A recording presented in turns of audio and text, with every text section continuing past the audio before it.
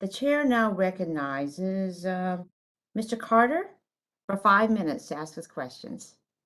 Thank you, Madam Chair, and thank all of the witnesses for being here. Very important hearing, very, very important.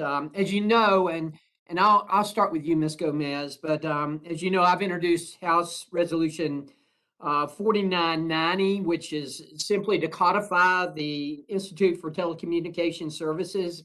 It also directs the Assistant Secretary of Commerce for Communications and Information to establish an initiative that will support the development of emergency communications and tracking technologies. But the main impetus of it is really for the Institute for Telecommunication Sciences, or ITS.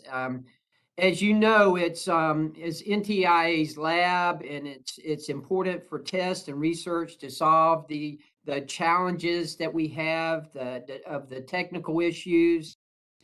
Can you just, Ms. Gomez, can you just please speak to the importance of ITS and how this bill will strengthen it in the lab's important work?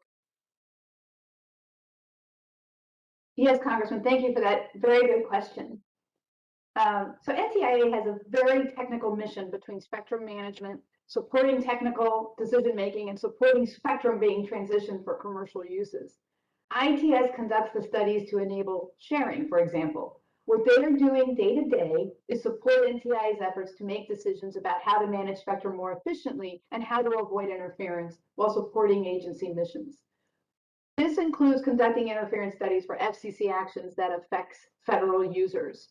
So their work is very important in both supporting existing spectrum uses and ensuring that they are in an interference or a harmful interference-free environment, but also for finding new and innovative ways to use spectrum and enabling decision-making that allows that. Great, great. Well, I'd asked Secretary Davidson earlier this year, and I'll ask you the same thing.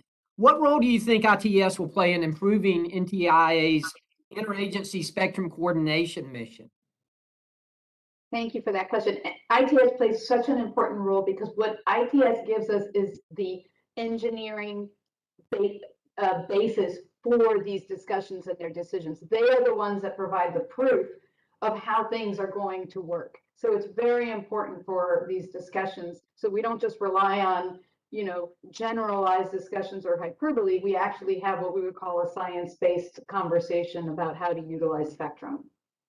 Well, let me ask you this. It's obviously critical to ensure that the FCC continues to have the ability to auction spectrum. We all agree on that. But you note in your testimony that there's a need for better spectrum coordination. What, based on your experience at NTIA, I'm curious, what do we need to be doing to ensure the long-standing interagency spectrum process works?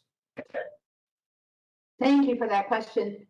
I think the most important thing that we need to be doing is recognizing NTIA's statutory role as the manager of federal spectrum. What we have seen is if federal agencies or also private parties are unhappy with a decision that has been made, then utilize outside of the NTIA and the FCC coordination process in order to continue to litigate some of the issues. And that's just not healthy to have a strong spectrum management process. So bolstering NTIA's position is important. The White House needs to strongly support NTIA and to reinforce its role as the federal spectrum manager. If I could also put in a plug, if Congress would see fit to elevating the assistant secretary to an undersecretary at the Department of Commerce, it would greatly help with his position, his or her in the future, in its negotiations with high-level representatives from other agencies. How do you think why would it help if he were to be elevated? It's amazing how protocol sometimes falls into play with these types of negotiations. If you have an assistant secretary sitting in a room with the deputy secretary of DoD, there are times when perhaps the staff may be unwilling to allow that kind of negotiation to happen, and yet it has happened in the past. past NTIA heads have sat down with the Deputy Secretary of Defense in order to talk about repurposing spectrum and management of spectrum generally. So it's just a protocol issue, but it definitely helps. Much like having an ambassador status helps in the international negotiation process, having an undersecretary status helps in the domestic negotiation process.